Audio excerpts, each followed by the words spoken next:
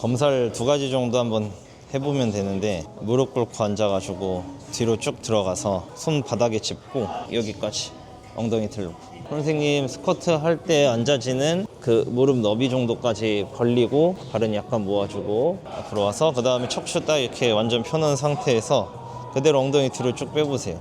여기서는 찝히는 느낌 없어요? 왼쪽에? 그러면은 여기서 이거를 다시 앞으로 와봐. 이걸 바깥쪽으로 더 벌려봐. 반대쪽도. 지금 여기서 한번 해볼래요? 여기서는요?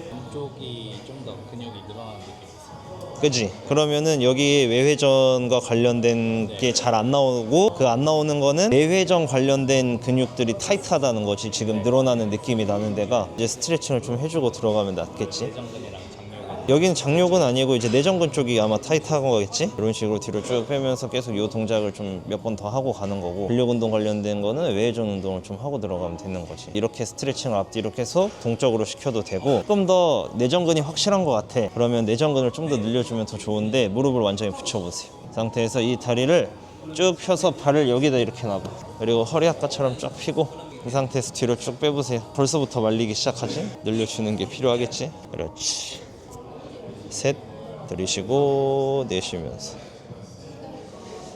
들이쉬고 내쉬면서 5번. 하나, 둘, 셋, 넷, 다섯. 오케이, 그만. 그리고 여기서 아까 얘기했던 외회전 근육들을 조금 활성화시키고 하면 좋다 그랬잖아요. 네. 이 오른 무릎을 양손 사이에 오게끔 가운데에 놔볼게요. 자, 이 발은 여기 이렇게 올려놓고 무릎 아예 뗄 거예요. 자, 이 상태에서 허리 가만히 있고 무릎만 하늘로 들어주세요. 쭉 외회전 시키면서 다시 내리고, 둘, 셋. 벌써 떨리지 마 이렇게. 네, 넷. 이랑 관련된 근육들이 많이 약하다는 거겠지. 5, 6, 7,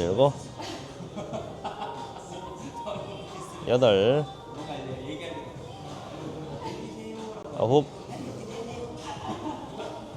10, 10개 더. 둘, 셋, 넷, 다섯, 여섯, 일곱, 여덟, 아홉, 열. 오케이, 그만 일어나서 스쿼트 한번, 가블리 스쿼트로 한번 해보세요.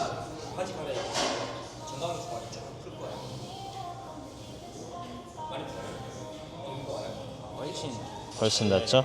그죠? 그다음에 오늘은 이제 미는 패턴, 쉽게 접근할 수 있는 운동이 뭐가 있을까요? 푸시업. 그쵸, 푸시업. 근데 푸시업도 바닥에서 하기보다는 일단 이 인클라인에서 하는 거고, 힌지류 운동이랑 당기는 걸 먼저 시키고 보통 미는 거랑 스쿼트 패턴을 간다 그랬잖아요. 당기는 게 어느 정도 돼야지 우리가 이 흉추를 열어놓은 상태를 유지를 하는 걸 감각을 잡을 수 있으니까, 이게 이제 어느 정도 몸에 배 있는 상태에서 한다는 전제가 이제 있으면 좋고요. 수업할 때는 앞에 흉추 버전의 뭔가를 하겠죠? 좀 잘 나오는 상태라고 가정을 하고 할게요. 어깨 너비 앞으로 나란히 딱 해서 잡은 다음에 이 손 하나 크기만큼 조금 더 옆으로 간다고 생각을 하게끔 하고, 그다음 다리 위치 설정을 해주고, 머리는 뒤로 계속 보낸다고 생각을 하라고 해야 돼. 이게 푸시업 할 때 사람들이 가장 문제가 되는 게, 이런 식으로 여기 앞에 상체 부분이 먼저 내려와 버리거든요. 그럼 흉추가 다 죽어버리잖아. 그래서 머리는 뒤로, 그리고 가슴이 아래로 간다고 생각을 해서, 누가 여기서 내 머리를 계속 잡고 있다고 생각을 하라고 하면서 쭉 내려가면은, 여기는 계속 뒤로 들려고 하니까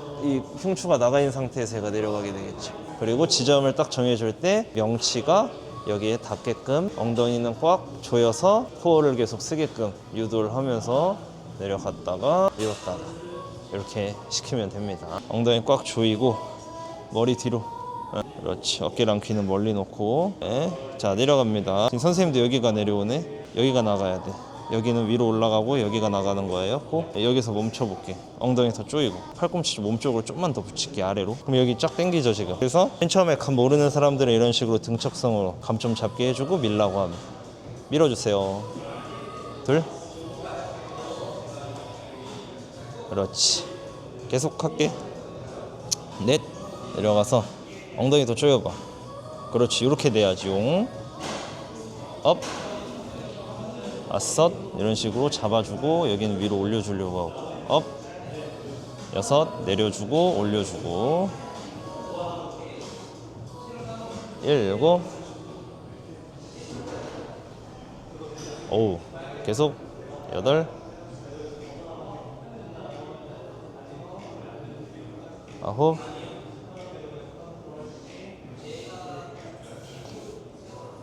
하나 더. 열. 오케이, 그만.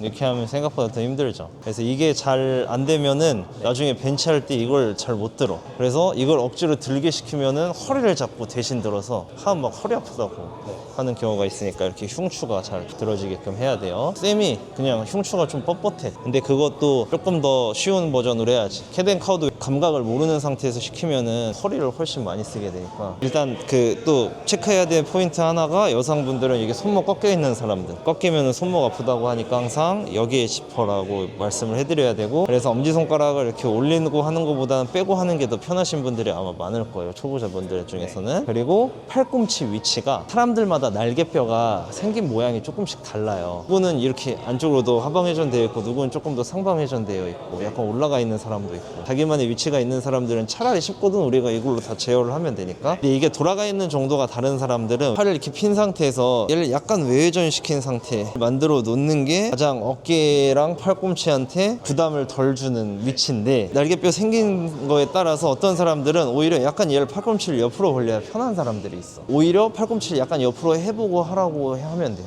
A는 B다로 외워버리면은 무조건 이렇게 시키려고 해야 돼. 누구는 팔꿈치에서 뚝뚝 계속 소리 나거나 어깨가 짧고 아프다고 할 수 있는데, 그래도 계속 해결 방안을 이걸로만 준단 말이야. 나중에는 완전히 이렇게 하고 하는데도 막 이게 해결이 안 돼. 거기서 이제 멘붕 올 거 아니야. 이게 안 되는 사람이면 이렇게도 한번 시켜봐야겠다 라고 접근 방법을 여러 개로 줘서 이제 이렇게 시키면 또 괜찮은 사람이 오히려 있을 수도 있거든요. 그 사람이 안 아픈 자세가 맞는 자세야. 그쵸. 그럼 그 사람은 굳이 하방회전을 교정할 필요가 없어. 없지. 누구는 키 크고 키 작고 그걸 내가 선택할 수 있는 게 아니잖아. 실제로 우리가 체형을 변형시킬 수는 없어요. 이 사람이 이미 이렇게 생긴 거고, 성장기의 아이라면 얘기가 좀 달라지겠지. 근데 우리는 대부분 성인들을 만나니까, 성장기가 끝난 사람들은 사실 체형 자체가 변하진 않거든. 자세의 변화가 있을 뿐이지. 운동으로도 안 돼. 그거는 구조적인 거라서. 그래서 그 사람이 가지고 있는 특성이기 때문에 그 사람이 가지고 있는 상태에서의 움직임을 맞게 해주는 게 중요하지. 그러면 기능적인 것만, 가동 범위 정도만 잘 그치. 나오면 상관이 없다. 네, 이거 그러니까 움직임의 협응이랑 안정성과 가동성에 대한 움직임들만,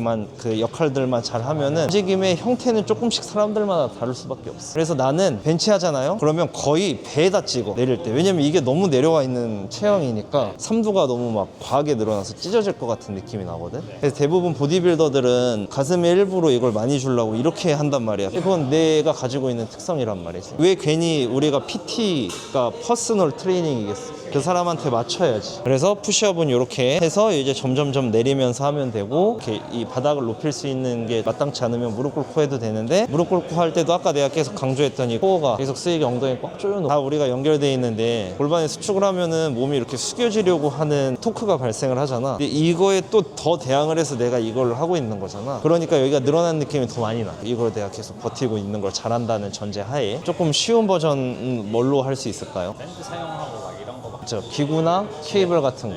벤치에 무릎 대고 시킨다고. 그치. 그거는 근데 뭐 사실 비슷한 접근인 거니까, 푸시업이랑. 기능적인 문제가 있어서 해결해야 되는 게 아니면은 케이블로 많이 시켜요. 이게 사람들마다 다른데, 오히려 여자들 중에 특히 손목 아프거나 근력이 진짜 없거나 아니면 과다하게 비만한 사람들은 푸시업을 하면은 오히려 더 힘들고, 덤벨 체스트 프레스 시키는 게 오히려 쉬울 수도 있어. 왜냐면 내 몸무게 지탱하는 걸 자체를 너무 힘들어 하니까. 그래서 사람에 따라서 그것도 이제 하향 상향이 달라지는 거죠. 이런 도구나 이 사람이 움직이는 각도에 따라서 또 엄청 달라질 수 있는데 내가 상대적으로 벤치에 견갑이 눌려 있어서 견갑이 자유롭지 못한 상황이랑 이거는 견갑이 엄청 자유롭잖아요. 떠 있으니까 이런 상황은 또 달라질 수가 있어요. 앞으로 가게끔 하고 다리를 앞뒤로 놓게 시키고 가슴을 들는데 여기서는 오히려 아까 말했던 것처럼 견갑이 약간 자유로운 상황이기 때문에 머리가 앞으로 이렇게 가면 돼요. 머리가 앞으로 가야지 내가 이따가 앞으로 밀 때 중심 잡기가 쉬워. 그래서 팔꿈치는 뒤로 얘가 잡아당기는 방향을 향해서 그냥 따라가라고 하고 얘가 손이 앞으로 가면 머리가 이제 뒤로 오는 거예요. 우리가 아까 그 수축할 때 가슴 들어지면서 흉추가 되겠죠. 할 때는 이렇게 최대한 늘어지고 하면 수축되고 최대한 늘어나고 수축되고 이렇게 한번 해볼게요. 손 이렇게 머리가 앞으로 팔꿈치를 뒤로 더 보내려고 해요. 그럼 여기 지금 쫙 당기고 있는 상태죠. 그리고 손 앞으로 갈 때는 머리 뒤로 빼면서 그렇지. 왔다가 머리를 그냥 이렇게 들어줘. 그래야 얘가 올라오니까. 그렇지. 셋. 그렇지. 하고 넷. 오, 좋다. 다섯. 좋아요. 여섯. 일곱. 여덟. 아홉. 하나만 더. 열.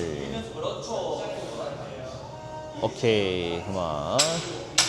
좋습니다. 무게만 잘 조절해서 해주면 이게 또 쉽게 되는데 이 숙이고 있는 자세 자체를 잘 유지를 못하는 사람들이 있으면은 그런 사람들은 그냥 등에 이렇게 뒤에서 등을 받쳐주기만 하면 안정적으로 자세가 잡혀지니까 요거를 이제 하향으로 보통 저는 합니다. 상향으로 가면 벤치프레스가 있겠죠. 벤치프레스 한번 하러 갑시다.